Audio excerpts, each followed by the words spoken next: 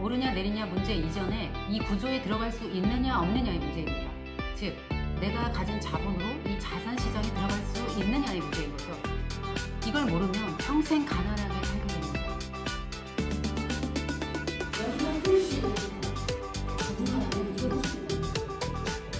안녕하세요. 부동산 불패러의 써니입니다. 지난번 영상에서는 저는 투자할 때 가격과 리스크를 가장 중요하게 본다고 했는데, 이번 영상에서 제가 내 집 마련한 것을 사례로 직접 이야기를 해보려고 합니다. 저의 경우는 집을 사도 자본금 부족으로 입주할 수 없는 상황이었어요. 그래서 전세를 주게 되는데요. 왼쪽 그림처럼 전세금을 받고 집을 사기 때문에 차이나는 만큼만 자금이 필요하게 됩니다. 이것이 갭투자입니다. 지역과 물건마다 매매가와 전세 비율이 각기 다르므로 투자 들어가는 자본금은 달라진다고 보시면 됩니다. 예를 들어 5억 원의 집을 사게 될 때 전세금이 3억이라면 2억 원의 자기 자본금이 들어가게 됩니다.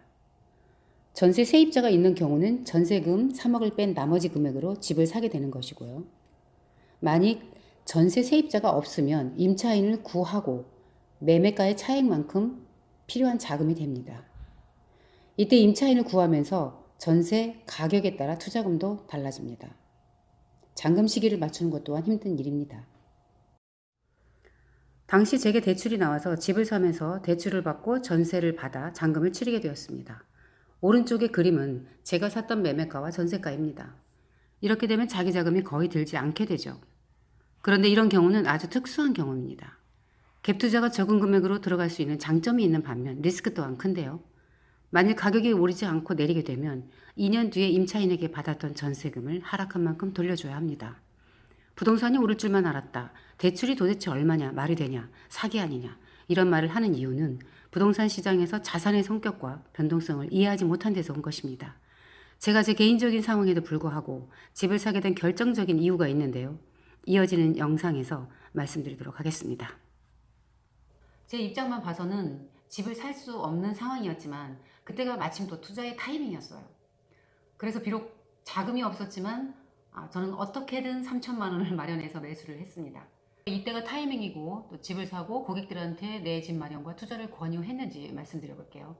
투자할 때 가장 중요하다고 말씀드린 것이 가격이었는데, 가격과 이 가치의 차이점을 알면 부동산을 이해하는 데 도움이 됩니다. 가격은 물건의 가치를 화폐 가격으로 나타낸 것인데요. 매도자와 매수자가 실제로 지불한 금액, 그래서 과거의 값이죠. 객관적이고 일정 시점에 단 하나만 존재합니다. 사려는 사람이 많아지면 가격은 올라가겠죠. 팔려는 사람이 많아지면 가격은 내려갑니다. 이렇게 가격은 변동성이 있습니다. 이번엔 가치를 볼게요. 가치는 미래에 대한 현재의 값입니다.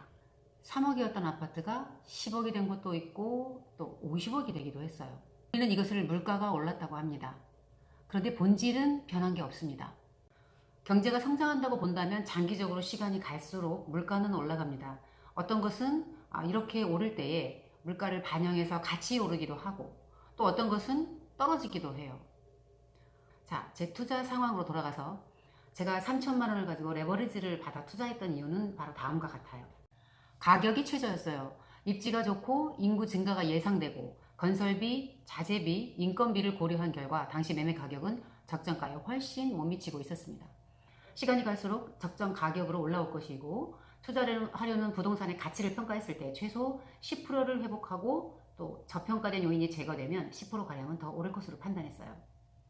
이때 많은 분들에게 추천을 해서 내 집 마련도 하고 또 투자를 해서 큰 수익을 거두었습니다. 2020년부터는 더 이상 투자를 권유하지 않고 아파트 시장에서 빠졌어요. 가격이 급격히 올랐기 때문입니다. 또 그리고 가격이 내려가고 2023년 중반부터 다시 내 집 마련을 추천하고 있습니다. 여러분, 사실 저는 투자를 선택의 문제라고 여겼습니다. 그래서 돈이 없으니까 선택할 수 없는 거다, 이런 생각을 했어요. 그런데 내가 선택하지 않는다고 해서 내 자산이 지켜지지 않는다는 것을 나중에 알게 되었어요. 오히려 잃게 된다는 것이죠. 최소한 지키기라도 해야겠다는 결심을 하게 된 겁니다. 여러분, 투자의 목적은 무엇일까요? 자산의 증가이겠죠. 가격이 변동할 때 최대 이익을 가져올 수 있는 가격으로 들어가야 합니다. 두 가지를 꼭 기억하셔야 합니다. 첫째, 가격. 가격이 최저인가? 둘째, 레버리지의 요건을 갖추었는가? 자, 이번 영상에서는 가격에 대한 부분을 제가 3천만 원으로 내 집 마련한 사례로 말씀드렸습니다. 다음에는 레버리지에 대해 저희 직접 사례로 다시 찾아오겠습니다. 도움이 되셨다면 구독, 좋아요 부탁드리고요. 궁금한 것이 있으신 분들은 고정 댓글에 연락처를 남겨주세요. 감사합니다.